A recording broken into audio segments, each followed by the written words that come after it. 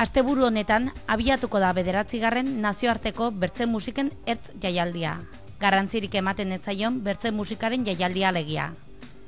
Jaialdia beran hasi bazen ere, aurten 3. Donostiako arteleku arte garaikideko zentroan ere hainbat emanaldi eskainiko dira.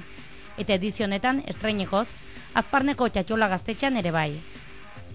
Improvisazioa bultzatu nahian, izaera eta jatorri ezberdinetako artistak gonbidatu dituzte bertze urte batez. Erresuma Batua, Frantzia, Euskal Herria. Larun batean, irailaren 13an emanen zaio hasiera. Berako kulturretxean, AMM, Charles Aiguar, Shed eta Stefan Garin eta Silvester Gobartek kontzertu eskainiko dute 8 aintzinera. Biharamunean, 14, kontzertuak ez ezik film bat ere izanen da ikusgai, 5 hasita. Hala, Jalugi honet, Ennio como Violeta eta Bizarra kontzertuen tartean, Sonar Ciudades filma ikusteko modua izanen da.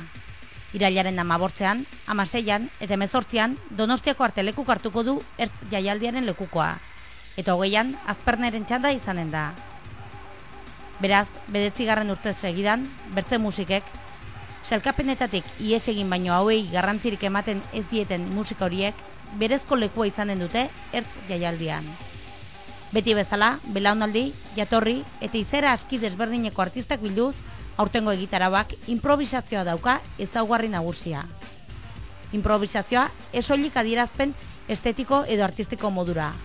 Baizik, lan metodo baliagarri eta beharrezko modura azpimarratzea da aurten jaialdia egiten dutenen helburua.